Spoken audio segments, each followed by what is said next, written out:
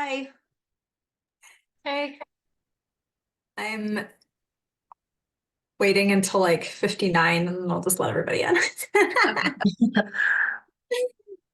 How was your graduation? Oh, it was great. Yeah. Um, yeah, it was super great. It made me feel more accomplished, I guess, with all the pony show or whatever. For sure. I hear you. There's something to that, isn't it? Like that, like the ritual of it. It really makes you feel like you did it, you know? Right. Yeah, I agree. Well, I want to hear more, but now we've got scads of people. I'm gonna go ahead and let them all in, okay? Okay.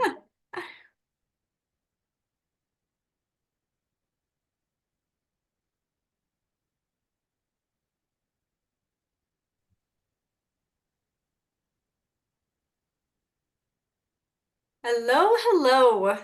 Welcome one and all. I see Yeah. people popping in on my screen, always good.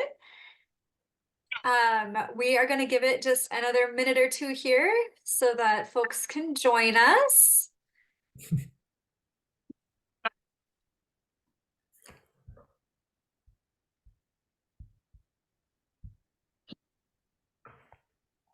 It's 3 o'clock. Yes, it is. That is very true. All right. Every time I click admit all, I get more people in the list. I love it. It's fantastic. Okay, let's give it like one more minute just because folks are still popping into the waiting room and then we will get started. I just want to thank everyone for joining us today. So close to all the holidays and in the middle of them, I appreciate you being here. All right. We had so much fun with the format of being able to see everybody on the screen last month. We're doing it again. I love it. All right. Let's see. Seems like it might be starting to slow down just a smidge. All right, if I can have one of my other office mates keep an eye on the waiting room to see if other people end up joining us, that would be wonderful. But I will go ahead and get started, respecting everybody's time. Thank you again so much for being here. If you haven't been to one of these before, my name is Erin Lorandos, and I am the Digital Equity Program Manager with the Arizona Commerce Authority. I just joined the ACA in November, so you've probably seen a fair number of other faces on these calls. And we changed the format last month so that we could all see each other and have a good conversation. So just a few ground rules for that, of course. Just be mindful that everybody's mic is under their own control. And so if you are not speaking, I'd appreciate if you would mute yourself just so that we can make sure that folks can hear and all of that. And let's see here. While we're waiting for our last few attendees to keep popping in from the waiting room, why don't we go ahead and if you'd like to share your name and your organization or your skin in the game, if you will, in the chat. I'd love to see who we've all got with us today. Lots of names I know and a couple that I don't remember seeing last month. So always nice to see each other and say hi. Then also we'll have the opportunity to do the wonderful networking that always happens in the chat. So if you'd like, you can share your name and org in the chat while we wait here one more minute to get started. Today, what we're gonna take a look at is a little bit of a preview of the digital equity plan that is being posted very shortly on the ACA's website. It'll be up starting the beginning of January, right after the holidays. Figure we'll give you a chance to celebrate things and then dive back into the work on the 2nd of January. We'll be posting the draft of the digital equity plan, and it'll be up for 30 days, just like the BEAD volumes 1 and 2 were. And we would appreciate everybody's taking a look at that and reading the document in full. Today, we're going to talk over some of the goals and objectives that we plan to include in that plan so that you can see the path we're on and we can have some conversation around how you think those are shaping up, and if there are any comments around how your work will directly fit into those, we would love to hear that as well. All right, let's see here. Looks like it's slowed down. We filled up 2 or 3 pages worth of people here. That's always good. So I'm going to go ahead and get started. I do have a PowerPoint presentation here, just so everyone can read easily the goals and things like that on the screen. So I'm going to go ahead and share. Give me one moment to get that set up. Thank you. In case you're coming in late, folks are sharing their contact in the chat if you'd like to add to that. Okay, and I know you can only see a blank screen right now. Don't worry about that. Go ahead. Someone give me a thumbs up if they can see my PowerPoint. Yes? Okay, awesome. Thank you, Cindy. I saw your thumbs up go up. That's fantastic. All right. So as I mentioned, today we're going to take a look at the goals and objectives that are in the draft so far of the digital equity plan. What you're seeing on the screen here is definitely still a work in progress. I put the little note up there for discussion only, just so that no one is frantically, writing things down. You'll have the opportunity to read the document in full again when it's posted for public comment at the beginning of next month. Let's go ahead to the next slide here. So when we were defining our goals for the digital equity plan, we were thinking about them in the large buckets that NTIA put out for us to consider. And you'll see them on the screen here. They are broadband availability and affordability, online accessibility and inclusivity. And we'll talk a little bit more about what we mean by some of these terms as we go through. And the third one is digital literacy and skill building. 4 is online privacy and cybersecurity, or just generally being able to be safe online. 5 is device availability and affordability.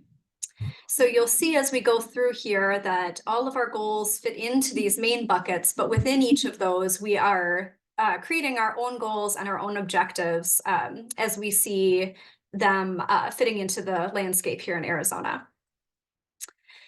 So the first goal is to increase availability and affordability of reliable high-speed broadband internet. Now this one pretty much is, what we're doing with the BEAD program, of course. And so you'll see in our objectives a lot of mention of the BEAD plan. So just as a reminder, if you haven't had an opportunity to read the BEAD initial proposals, the comment periods for those are over, but they are still posted on our website. And so I encourage you to take a look at those if you haven't yet. Within this goal, our first objective is to increase enrollment in the Affordable Connectivity Program. And to support that goal or that objective, we hope to increase support for digital navigators. There are many groups of digital navigators across the state, and we would like to support and grow those programs, and then leverage them to support enrollment in ACP. And by support, what we mean is looking at capacity building for these programs that are already in place, and also maybe having conversations around some more standardized training modules for enrollment support, such as the Education Superhighways ACP cohort, among others. And we can get into those details. Nothing is set in stone yet, but that's just one that we've looked at and are considering leveraging. It's because it's such a great resource. We also hope to increase our collaboration with ISPs that are providing ACP levels of service, and increase the awareness of ACP programs, specifically through targeted campaigns and collaborations.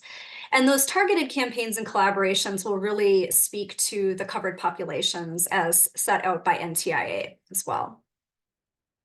And feel free, we set up this format of the meeting so that if you have comments as we're going through, feel free to raise your hand and we can address things as we go, or we can look at everything and talk at the end. Totally whatever works for you. I want this to be as collaborative as possible, though. So our next objective within this goal is to launch and increase enrollment in the BEAD low-cost plan. And the details on this plan are laid out in the initial proposal, as I mentioned, that's posted on the website.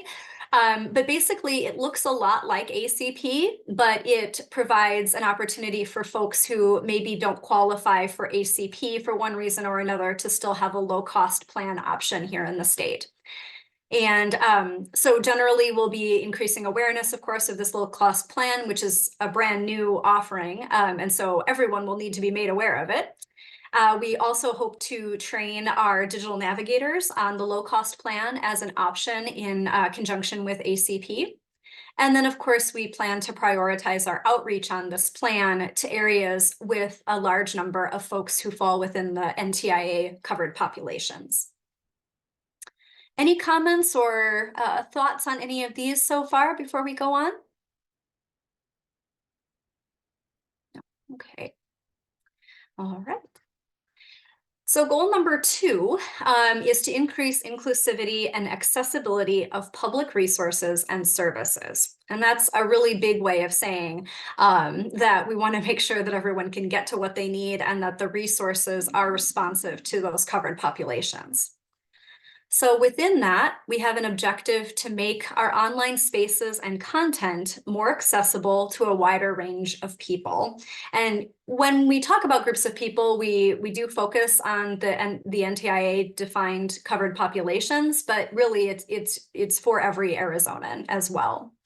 So within this, we hope to collaborate with the experts and advocacy groups across the state to kind of lean into that task force model and make sure that all of the resources are accessible for people with various disabilities and or language barriers, things like that.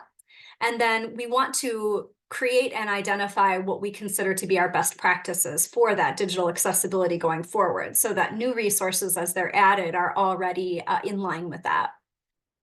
And one of those specific partners that we're considering, of course, we want to leverage the amazing work that's happening in other departments in the state.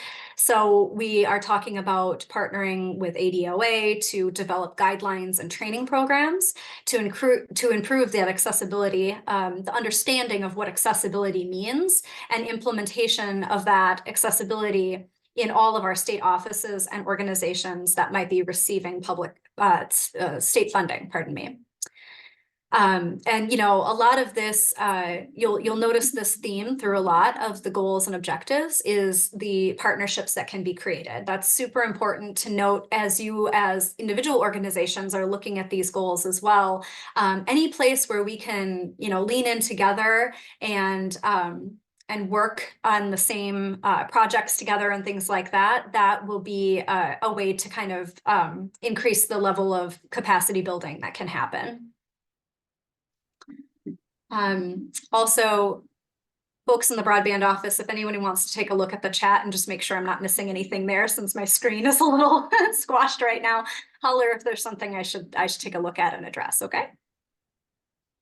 All right, so our second objective within this goal is to establish local and tribal designated digital equity specialists. Now, this is a brand new concept that we are introducing with the goals here in our digital equity plan. And so I do want to take a moment and talk about this a little bit more. What we are hoping to create here is basically a cohort of people across the state that all have what I would consider to be a shared vocabulary and a shared set of baseline experiences through formal or informal certifications, education, et cetera, that kind of put everyone, someone in each county or each community and each tribal governance on the same page as far as what we're talking about when we're talking about digital equity. So there are a couple of different ways that we would like to work with our partners to identify who these folks might be.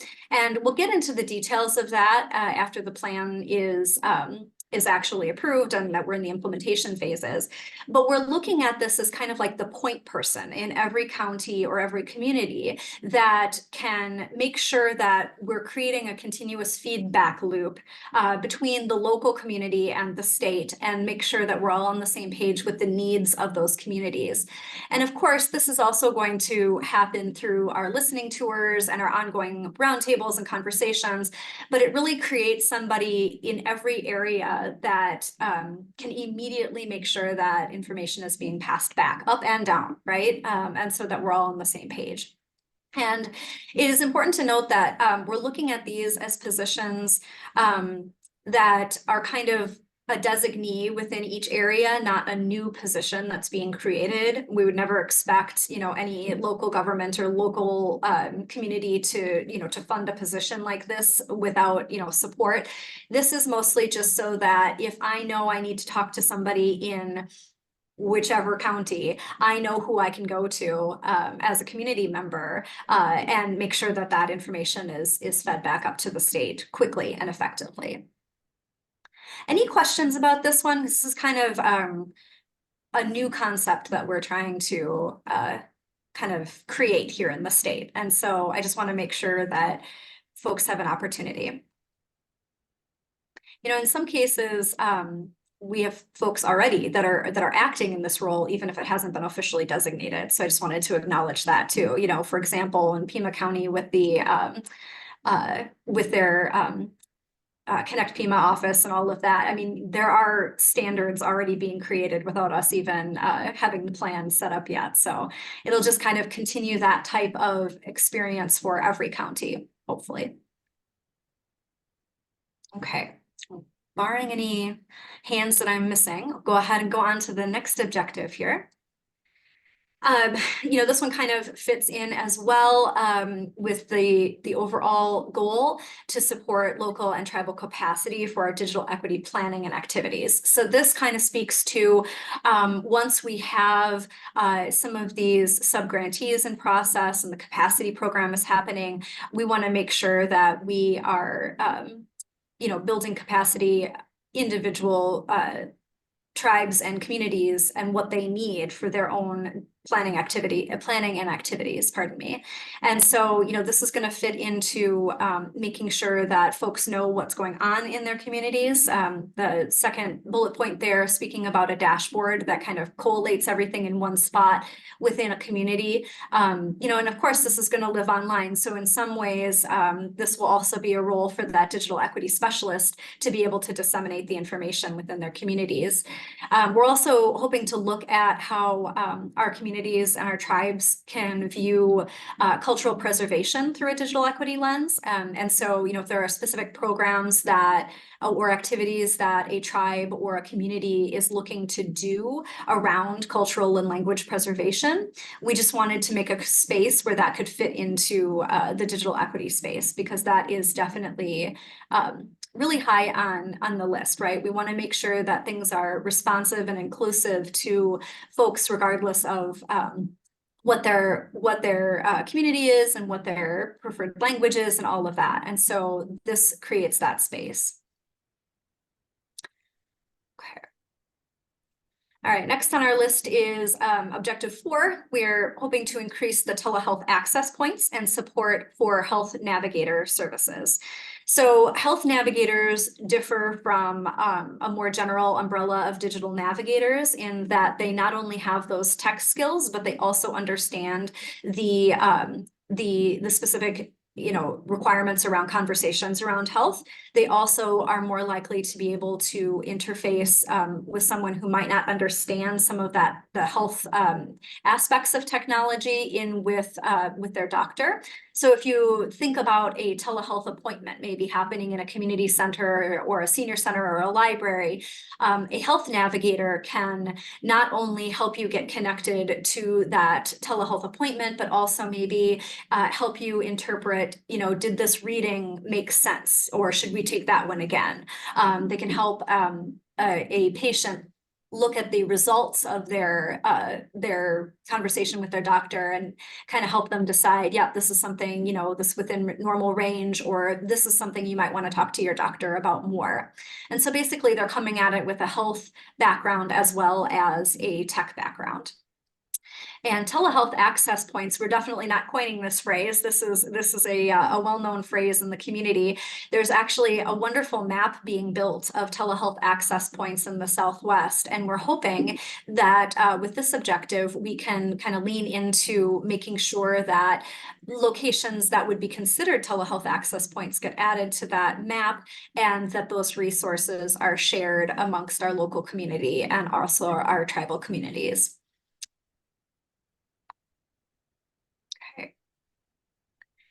All right. Goal number 3 is to provide relevant digital literacy and skills training tailored to the needs of covered populations. So this one really starts to lean into the digital navigator model and making sure that those folks are well equipped to provide skills training and upskilling generally with the eye of that covered population, right? And so we know that folks come to digital literacy opportunities with a different set of their own barriers, et cetera. And so again, just kind of leaning into the idea of the covered populations and making sure that the resources that we're able to share are really acknowledging the differences between those groups and making sure that we have resources for everyone. So let's go into the objectives there a little bit. All right, so our first objective within this goal is just generally to increase digital literacy and skills. This is the note we want to lean into here is the alignment with the personal goals of the learner. And we find that this is really important part of adoption is to tie the skills to a person's own goals and interests in their own lives. I come from a library background, and often, if somebody came into the library and was asking how to type up a resume, right? You can spend a ton of time showing them the different applications they can use, the different resources, this and this and this. But sometimes it's through those conversations that you realize, oh, their real goal is to, go for the specific type of job. Okay, well, now we've got a whole nother conversation we can have about resources tailored to that position, right? And so it's really learning our communities and our communities' needs and aligning what we're offering with the goals that they have. And so you can read more about this in the plan, of course, but speaking about those repeated conversations with our digital navigators and really being able to build relationships. And you often learn what a person's real question is 3 or 4 questions in, right? And this can be applied to pretty much any social service situation. And so we're just leaning into that and making sure that there's space for people to identify what their needs are. We're not going to give a one size fits all digital literacy skills course for every single person in Arizona because unless it's directly connected to that person's goals and objectives, then that's not going to make an impact in their lives. All right. So next objective within this goal is to strengthen community support, again, through those digital navigation services. And so making folks across the state aware of the various digital navigator programs that do exist, of which there are quite a few. And we hope that we can build capacity of those navigator programs through the digital equity plan. We want to incorporate targeted resources again with those covered populations and making sure that navigator groups across the state know which resources are available for folks who fall within those different populations. We are also hoping to increase awareness of more self-guided digital literacy skill platforms and resources that are available across the state. And we also want to ensure that the learning platforms are available in multiple languages and various formats as reflected by the individuals within the covered populations. And so again, this leans into that inclusivity, right? We should all be able to learn the skills that we need in our preferred language at our preferred pace, on our own or with guidance from a navigator. And this really allows space for all of that to happen.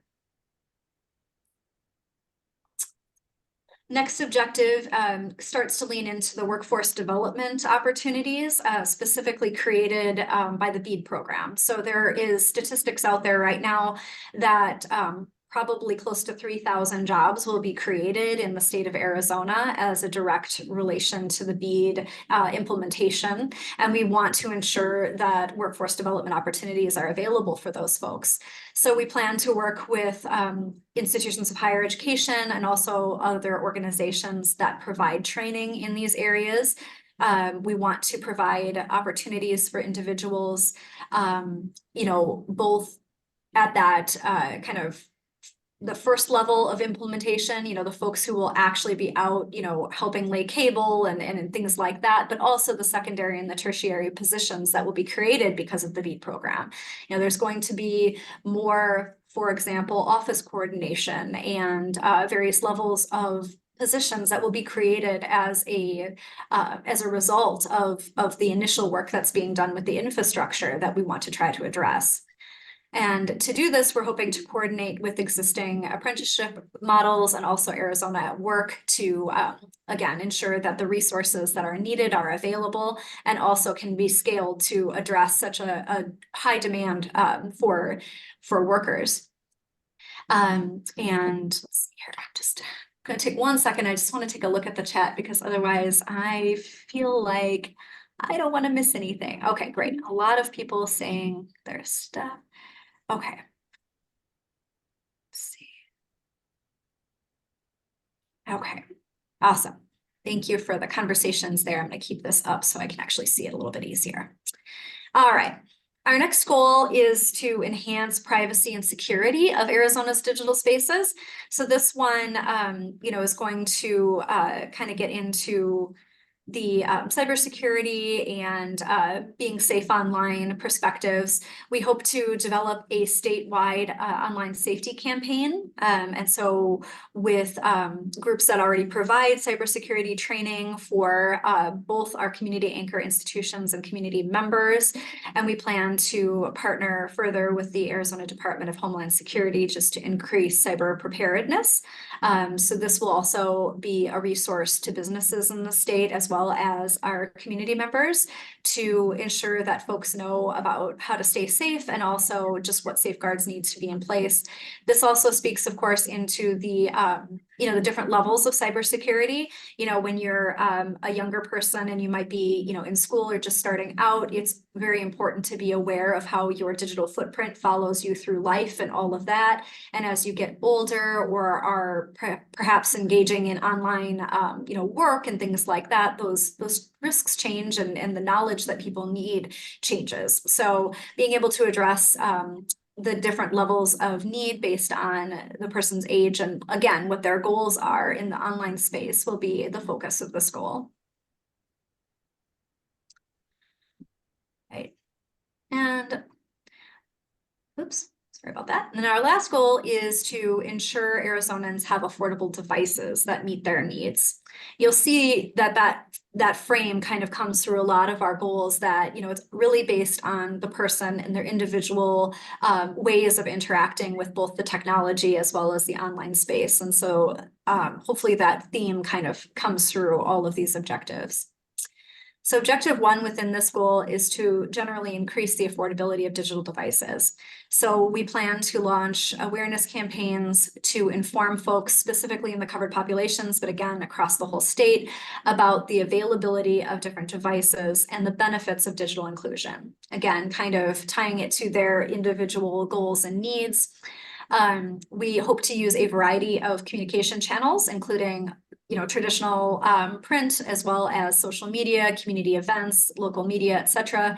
And we plan to support community distribution in underserved areas where individuals can then access those affordable devices. So again, this is all about partnerships, right? There are groups across the state who are already doing this well, and we want to ensure that their capacity is increased through the support that this plan can provide. We also are taking a look at the current device distribution and affordability programs that have shown success and helping expand them to a broader population. And then we hope to also form partnerships with corporate entities across the state that can either maybe donate their unused devices or help subsidize devices within the covered populations. Oh.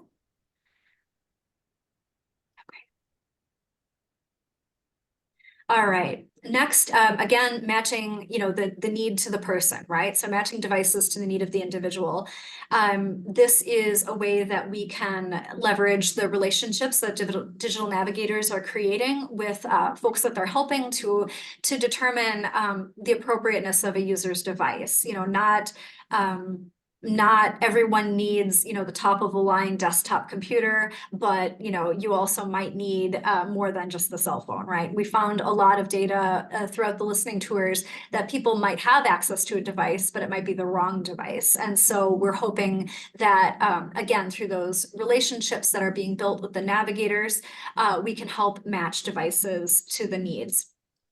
We also plan to coordinate with different organizations that provide devices through various means and identify a set of minimum requirements for devices. So this is around, safety and security and also affordability of devices that are available.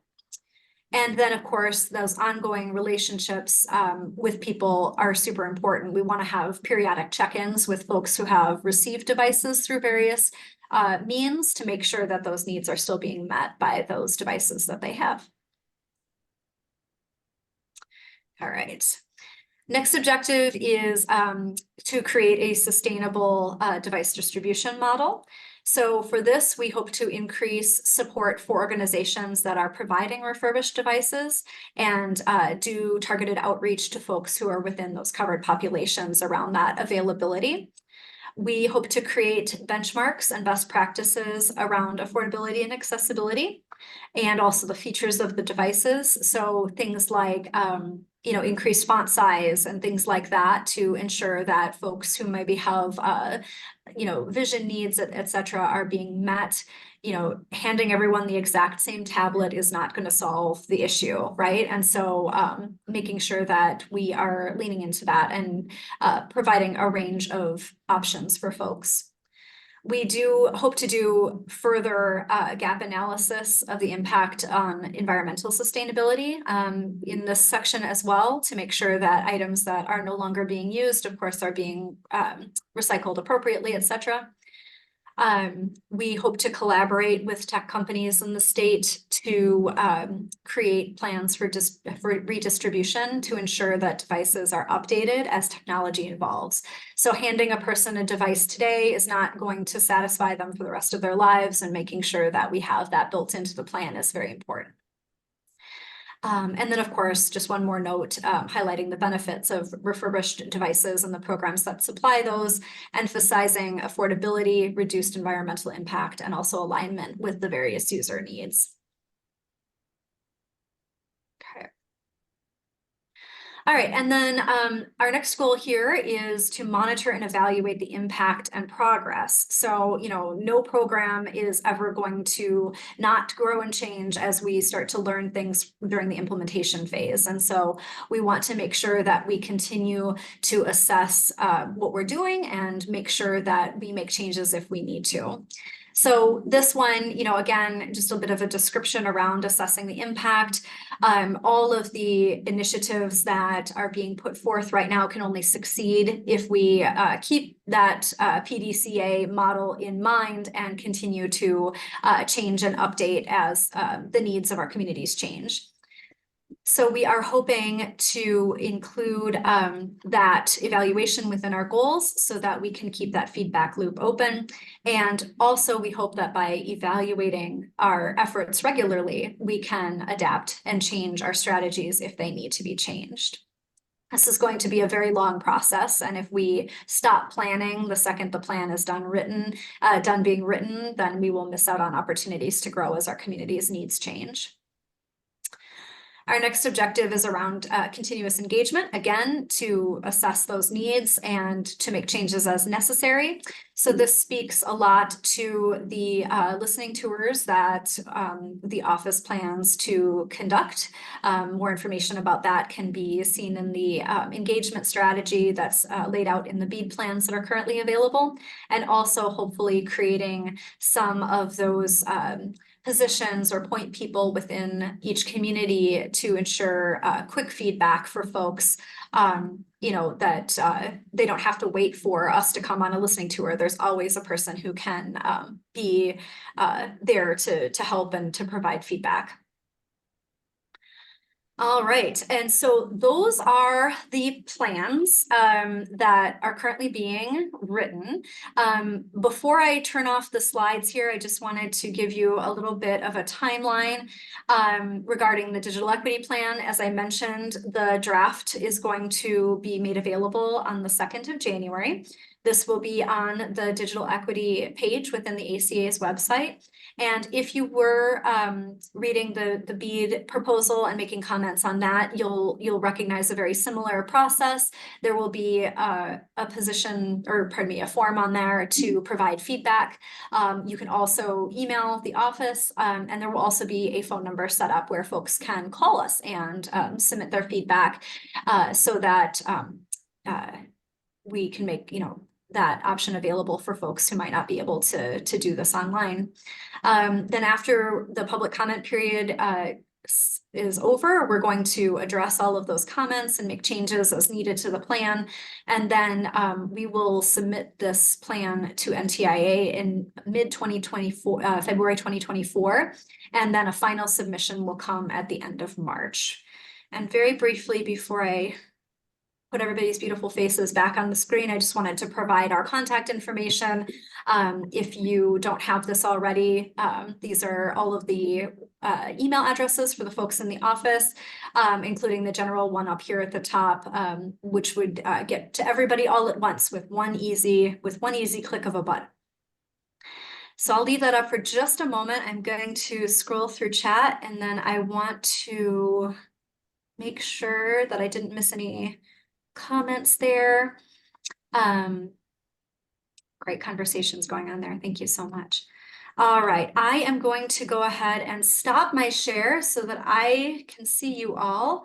And I want to open up the floor to see if there are any initial thoughts that haven't already been addressed in the chat.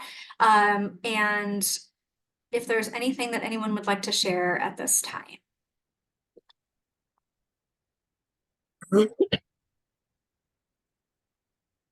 And everyone should have the ability to unmute yourself, but if you want, you can also raise your hand and we can go in order, totally up to you. Greetings from Tucson, Arizona. Hello there, how are you? I am well, thank you.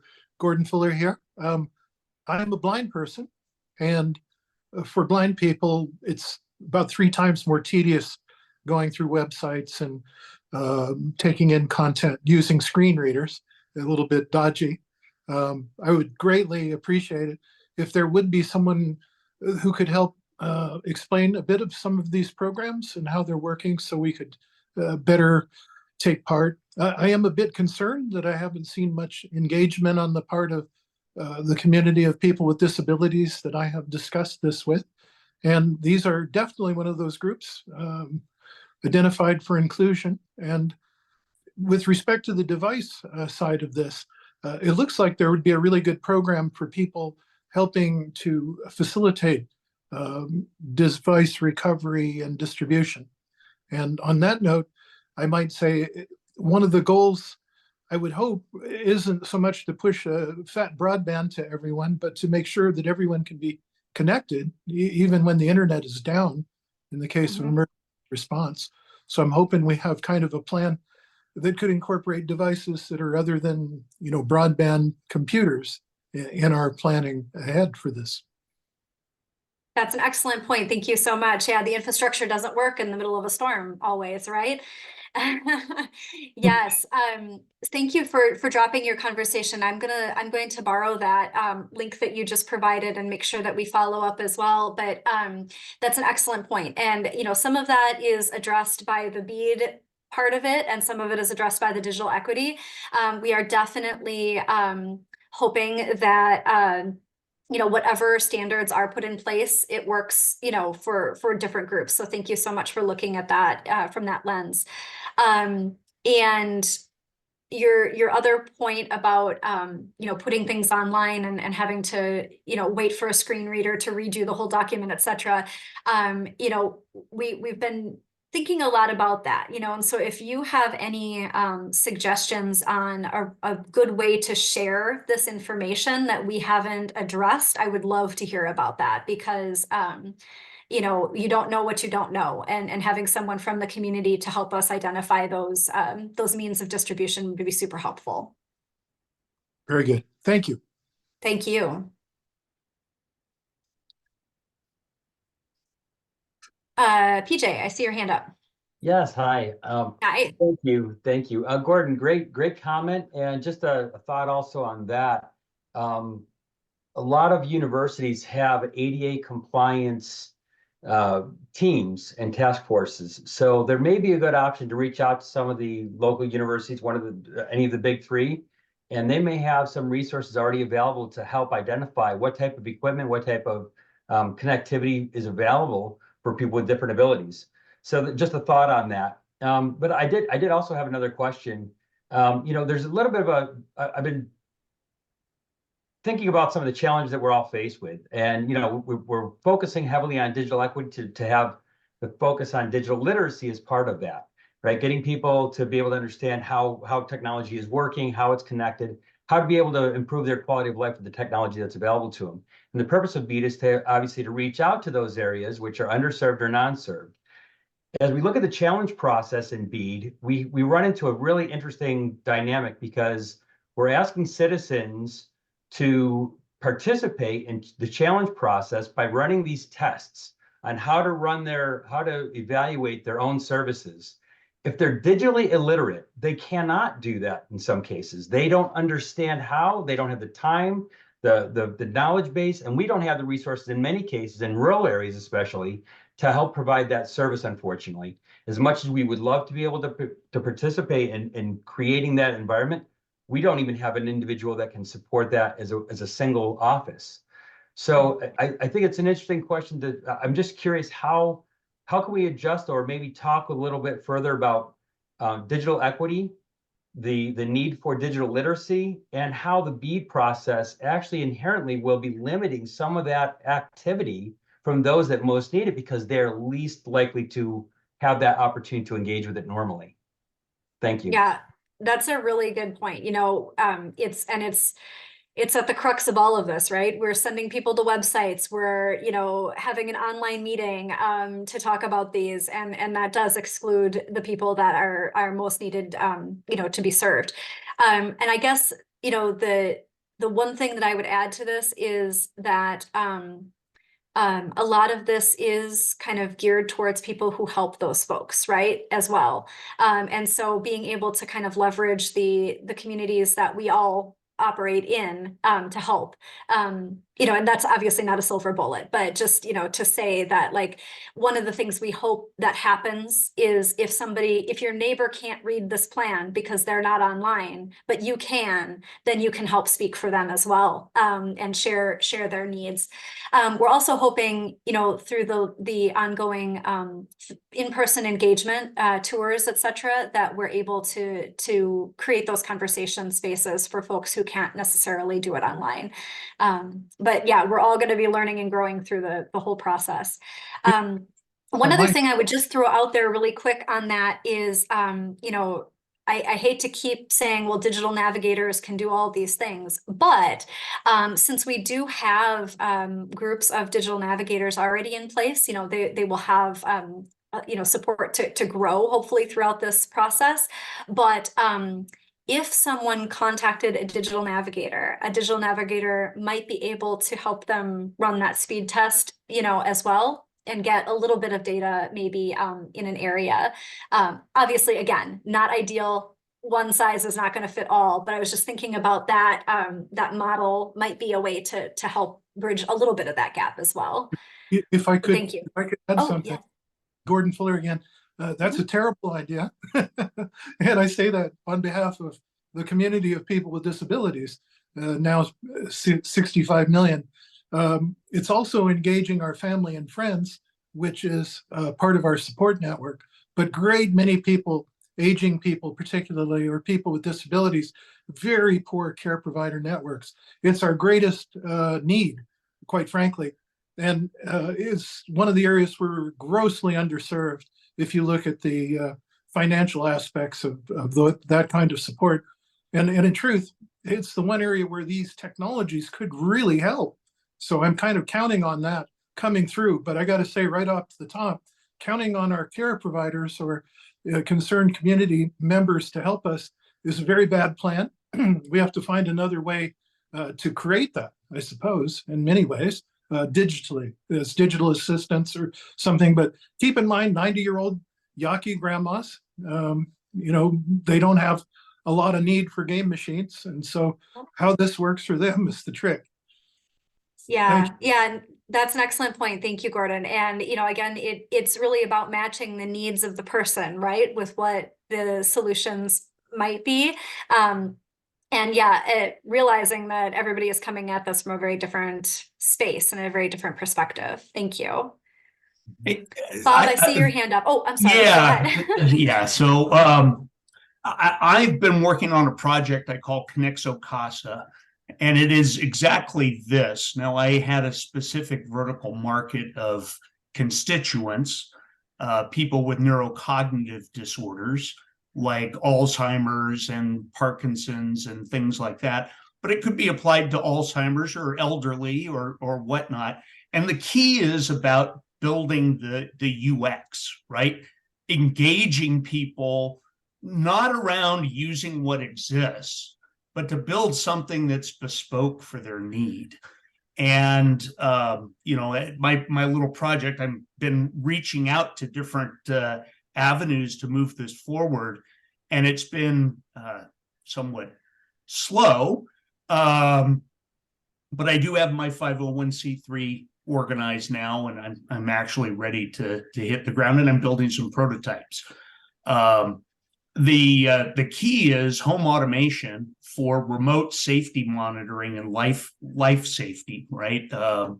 As well as communications and interoperation with other people, and hitting exactly on what the other fellow was saying about family and friends, because a network of people that are familiar is what's essential, right? It's a help desk or somebody out there trying to help somebody through something is much less effective than somebody that understands where somebody keeps something or what their preferences are or where they need to go. So I don't know where that fits into the broadband grants, etc., but it extends beyond individual devices. It extends beyond access. It's building a community for people to get on who haven't ever been able to get on. That's right. Yeah.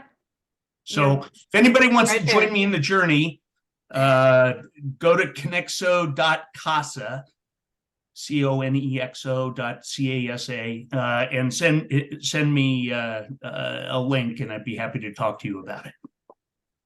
Thank you so much for that. And hopefully, one of the things that the plan helps do, and I know you haven't seen it yet, but trust me, there's this amazing list in it of resources across the state that maybe, if you're looking for something that helps a specific group because you are a part of that group or you have family that's a part of that group, this can also be maybe a way to find out that there are resources that you didn't know about, right? And like yours, for example, was one. Thank you very much for sharing that, because that's something that I'm going to take a look at now. There's a lot of good work happening in the state that, unfortunately gets lost, to your point, because it takes a long time to get going, right? And it takes a long time to find the funding, and it takes a long, and a lot of good work is missed because of that, right? Is there money for software development, though? Prototyping, like the good brother was talking about. That's what we really need to see. It's not about rewiring, where the telco failed us. It's really about reaching to the people where they are. Mm-hmm. Yeah. There's space for everything if it's written into the application correctly, right? All about partnerships. And, once we have a little bit more information about what the capacity grant program will look like, we'll be able to better answer that. Okay. Software. Yeah. Okay. Thank you. I totally agree, you. Gordon. You're right. You're right on with that. Mhm. All right, let me see. Am I missing any hands or comments here in the chat? I don't want to. It's hard because I can only see half the people at the same time. So speak up if you have your hand raised and I missed you.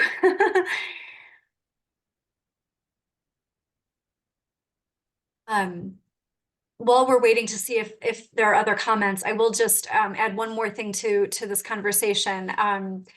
For folks who are unaware of the resources that the Talking Book Library from the Arizona State Library Archives and Public Records have, they are a wealth of information for folks who experience challenges navigating through because of disability, etc.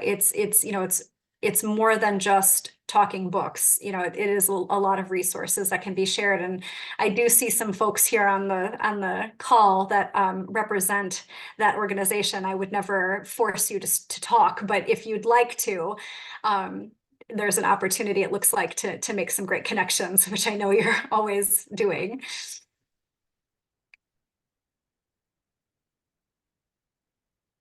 Bob, I see your physical hand up. Is that intentional or were you blocking the sun? Looks sunny there. Blocking the sun. Okay. All right. In that case, then Robert, I see your hand up too. Yes, hi, thank you. And I apologize for not being on camera because my bandwidth, talking about digital broadband, my bandwidth is horrible. Heard, yes. So a couple of thoughts though, hearing the conversations about getting the word out to different people. I could tell you that we run into the same thing with anything with veteran space and veteran benefits throughout the state. And that is getting the access and the availability to people in regions and areas that are just really hard to reach. And a lot of things that we do is we try to find places that they gather. So if they're going to community centers, or they're going to neighbors' houses, they're going to schools or school functions, whether it's the res, whether it's in small distinct communities, whether it's wherever it's at, everybody goes somewhere, even if it's a church or if it's a community center. And we try to get the information to them and partner with those little locations or organizations to try to get the word out. And then we really can't count out media in terms of TV. As TV and radio, people still go to TV and radio, and they'll still hear and see things that makes them interested. And then we have a large Hispanic population, so Telemundo, and then you have a Native American radio, and you have that as well. So there's a lot of indigenous and small community type media that is not internet connected that could introduce them to the idea.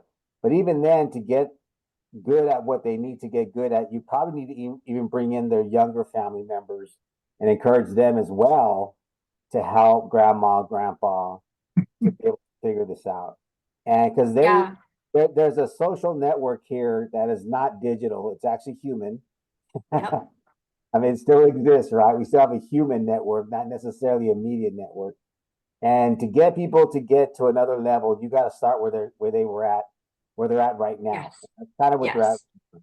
They're walking around, meeting people, talking to somebody. Somebody's talking to somebody, meeting somewhere. You get the information to that location, you disseminate it from there, and then you can kind of build out exactly where the needs are. But just like with that last gentleman was saying about software and availability of technology itself, that's going to be another hurdle to actually get that to those people because we don't really know who they are. Yeah. So that's going to be complicated, but there's ways around it. I mean, again, we're successful in other programs, and we do that basically by just kind of peeling the onion from that perspective, and from the bottom up, not necessarily the top down, and just trying to figure it out.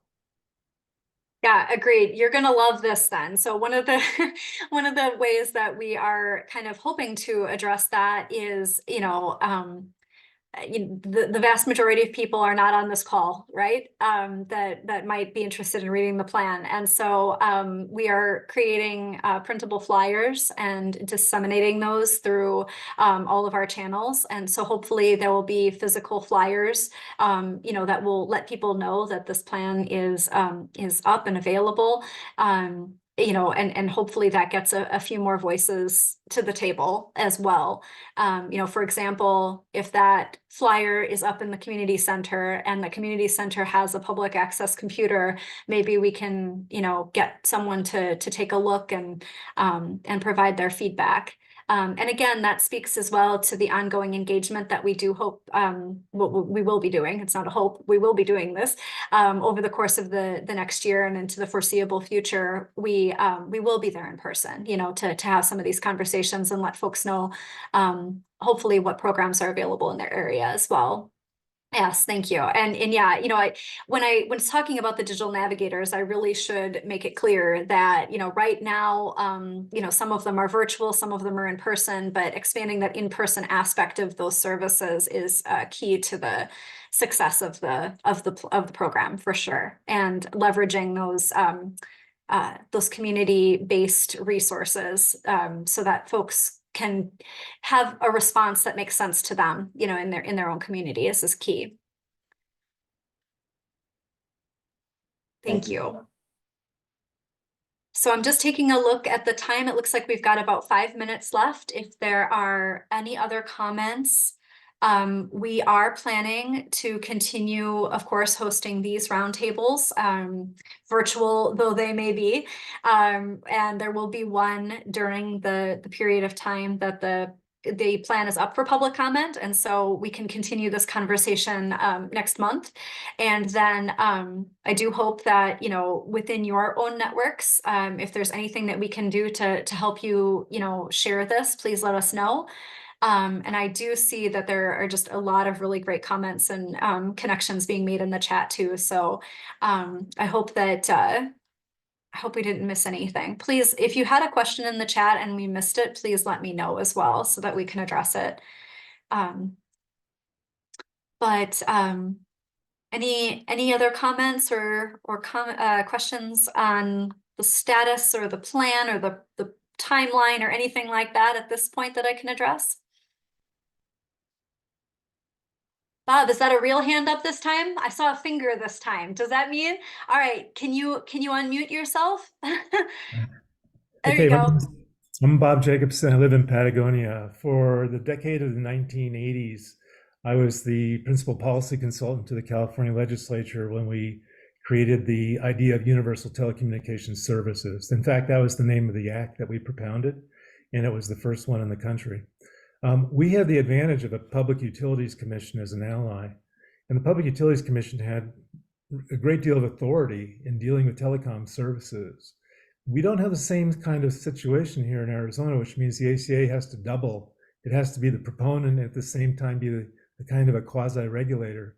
And I was wondering if we could take something back to the governor, maybe some of the legislators who I've been talking to, and see if we can create a corresponding element that helps to enforce the ideas that we're talking about today. So everything isn't just volunteer, maybe we'll get to it, which is very much the standard line of the telecom industry. We're actually 2 years late in getting fiber into Patagonia. We haven't yet seen anybody here. You guys did a great job of giving them all the money, and they're just sitting on it.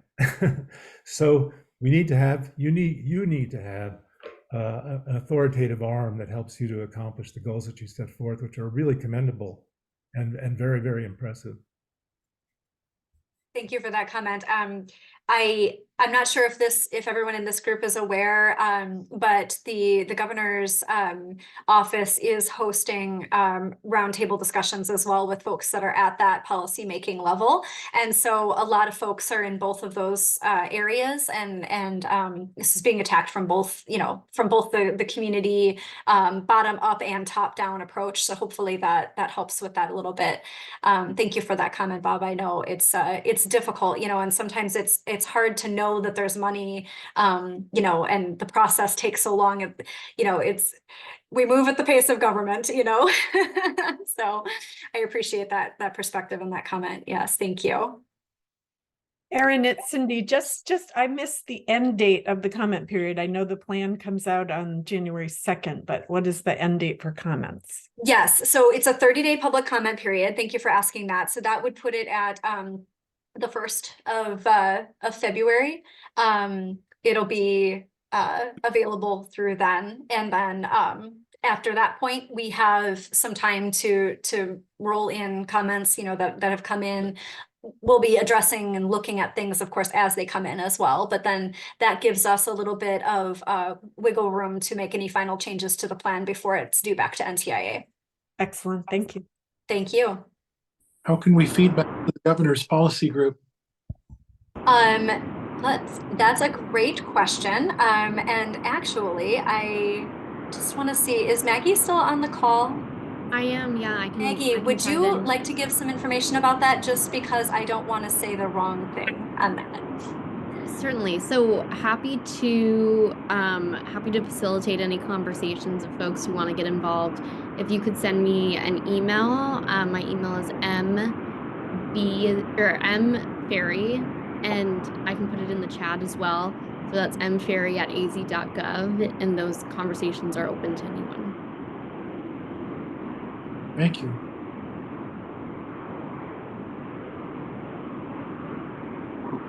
And just because I've had a couple of direct messages on this, I'm just going to reshare my screen momentarily with contacts for the folks in the broadband office, just in case you wanted to see that again.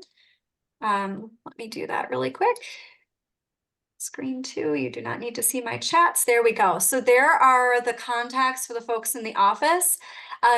We all have our various roles and responsibilities, of course, but if you reach out to any of us and it's the person, you know, next on the list that needs your email, we're happy to connect you. Again, that email up at the top, broadband@azcommerce.com, does go to everyone in the office. So that's maybe the most direct route if you're not, you know, copying everybody's name down today. And my role is the digital equity side of things, but of course, you know, we're all one office, and so we share between us as well, of course.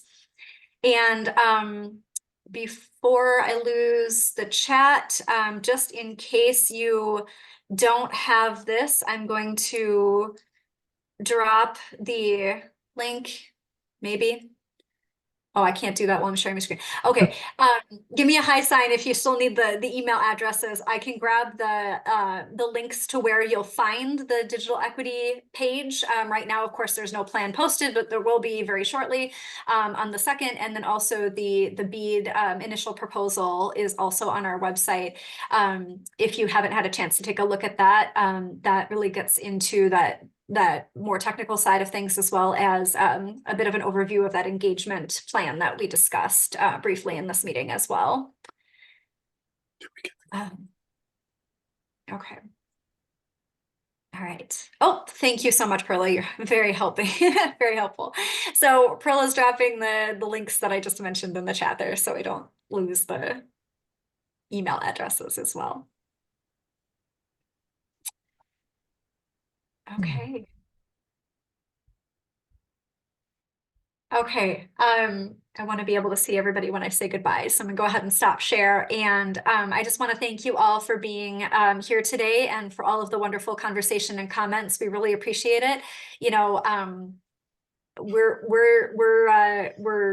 always looking for the feedback. You know, that's why it's built into all of these processes, because you all know your communities, you all know the people that you serve, and you all know yourselves way better than anyone else. And so we truly appreciate it, and we hope that you can, you know, take advantage of that opportunity, and this isn't the last conversation for sure. So we're here for you, and we're happy to have, you know, side conversations too, if anyone is interested. Now you've got all of our contact information again, and we are happy to have one-on-one conversations with folks as well.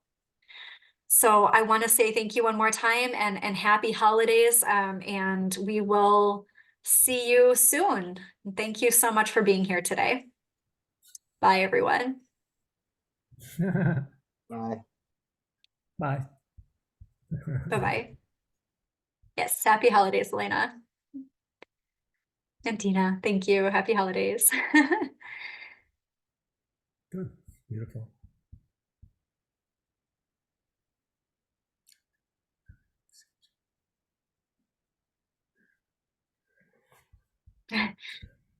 Aloha, Gordon.